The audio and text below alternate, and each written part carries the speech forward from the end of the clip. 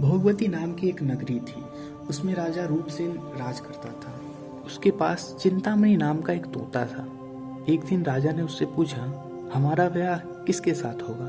तोते ने कहा, मगध देश के राजा की बेटी चंद्रावती के साथ होगा। राजा ने ज्योतिष को बुलाकर पूछा तो उसने भी यही कहा।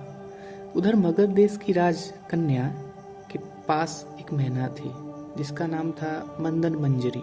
एक दिन राजकन्या ने उससे पूछा कि मेरा विवाह किसके साथ होगा? तो उसने कह दिया कि भोगवती राज के राजा रूपसेन के साथ। इसके बाद दोनों का विवाह हो गया। रानी के साथ उसकी मैना भी आ गई।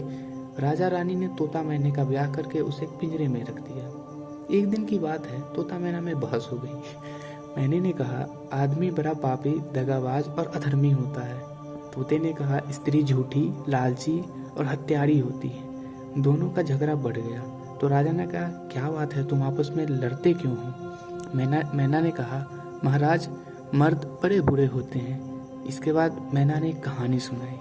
इलाहापुर नाम में महाधन नाम का एक सेठ रहता था। विवाह के बहुत दिनों बाद उसके घर एक लड़का पैदा हुआ। सेठ ने उसकी बड़ी अच्छी तरह से लालन पालन किया, पर लड़का बड़ा होकर जुआ खेलने लगा। इस बीच सेठ मर गया। लड़के ने अपना सारा धन जुए में खो दिया।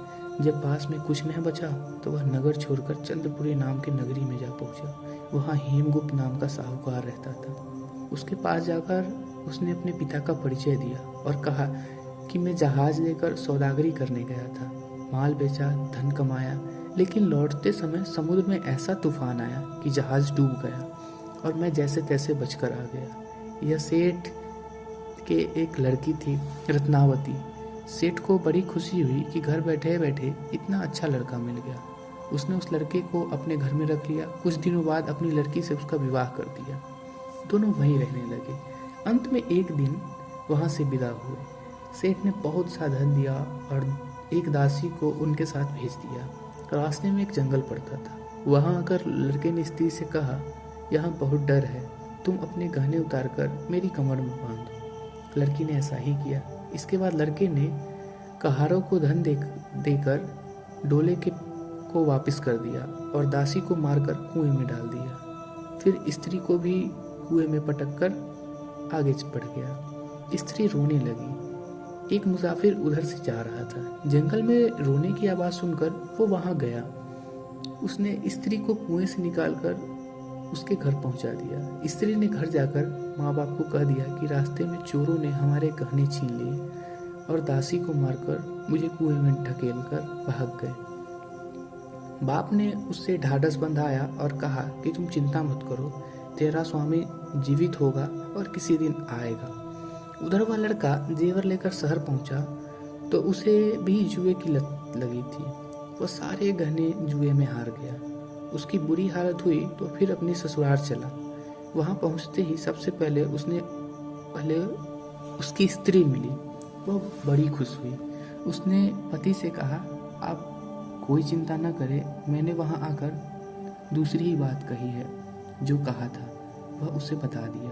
सेठ ने अपने जमाई से मिलकर बड़े प्रसन्न हुए और उन्होंने बड़ी अच्छी से तरह से घर में रखा। कुछ दिन बाद जब लड़की गहने पहने सो रही थी, उसने चुपचाप छुरी से उसे मार डाला और गहने लेकर चंपत हो गया। मैना बोली, महाराज, यह सब मैंने अपनी आंखों से देखा है। ऐसा पापी होता है आदमी। राजा ने तोते से कहा, अच्छा अब तुम बताओ, स्त्री क्यों बुरी होती है? इस पर तोते ने एक कहानी सुनाई। कंचनपुर में सागरदत्त नाम का एक सेठ रहता था। उसके श्रीदत्त नाम का एक लड़का था। वहां से कुछ दूर एक और नगर था, श्री विजयपुर। उसमें सोमदत्त नाम का सेठ रहता था। उसकी एक लड़की थी जिसका नाम था जयश्री। वह श्रीदत्त से ब्याही थी। ब्याह के बाद श्रीदत्त व्यापार करने प्रदेश चला गया। 12 वर्ष हो गए और वह न आए तो जयश्री व्याकुल होने लगी। एक दिन वह अपनी आटरी पे खड़ी थी कि एक आदमी उसे दिखाई दिया। उसे देखते ही वह उस पर मोहित हो गई। उसने उसे अपनी सखी के घर बुलवा लिया। रात होते ही वह उसके सखी के घर चली जाती और रात भर वहां रहकर दिन निकलने से पहले लौट आती। इस तरह बहुत दिन हो गए। एक दिन उनका पति परदेश से लौट आया। स्त्री बड़ी दुखी हुई। अब वह क्या करे। पति हरा थाका था। जल्दी ही उसकी आंखें लग गई और स्त्री उठकर अपने दोस्त के पास चल दी। रास्ते में एक चोर खड़ा था। उसने उसे देखने लगा कि स्त्री कहाँ जाती है। धीरे धीरे वह सहेली के मकान पर पहुंची। चोर भी पीछे पीछे गया। संयोग से उस आदमी को सांप ने काट लिया और वो वहीं मर गया। स्त्री ने समझा सो रहा है। वहीं आंगन में पीपल का एक पेड़ था जिस पर पिशाच बैठा यह लीला देख रहा था। उसने उस आदमी के शरीर में प्रवेश करके अपनी काम पिप्सा मिटाई और उत्तेजित होकर उसने उस स्त्री की नाक काट ली।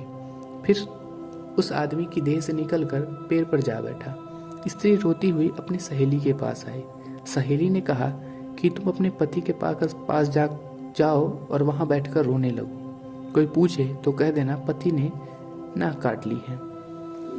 उसने ऐसा ही किया। यह सुनकर लोग इकट्ठा हो गए। आदमी जाग उठा। उसे सारा हाल मालूम हुआ तो बहुत दुखी हुआ। लड़की के बाप ने कोतवाल को खबर दे दी। कोतवाल उन सबको राजा के पास ले गया। लड़की की हालत देख राजा को बहुत गुस्सा आया। उसने कहा इस आदमी को सूली पर लटका दो। वहां चोर खड़ा था। यह उसने देखा एक बेकसूर आदमी को सूली पर लटकाया जा रहा है। उसने राजा के सामने जाकर सब हाल सच बता दिया। बोला अगर मेरी बात का विश्वास न हो तो जाकर देख लीजिए उस आदमी के मुंह में अभी भी स्त्री की नाक है। राजा ने दिखवाया तो बात सच निकली। इतना कहकर तोता बोला हे राजा, स्त्रियां ऐसी ही होती हैं। राजा ने उस स्त्री का सर मुड़वाकर गधे पे चढ़ाकर नगर में घुमाया और शहर से बाहर छुड़वा दिया। यह कहानी सुनकर बेताल बोलता है विक्रम, अब तुम फैसला करो और बताओ कि दोनों में ज्यादा पापी कौन है। राजा ने कहा स्त्री। बेताल ने पूछा कैसे। विक्रम ने कहा मर्द कैसा ही दुष्ट हो उसे धर्म का थोड़ा बहुत विचार रहता ही है, स्त्री को नहीं रहता।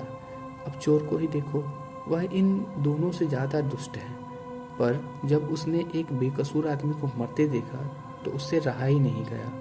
उसने अपनी परवाह किए बगैर राजा को सब बात बता दी। इसलिए स्त्री अधिक पापनी हुई। राजा के इतना कहते ही बेताल फिर पेड़ से जा लटकता है। विक्रमादित्य लौट कर गया और उसे पकड़ लिया। फिर बेताल ने राजा को चालाकी से अपने शर्तों में फंसा लिया और एक और कहानी सुनाई।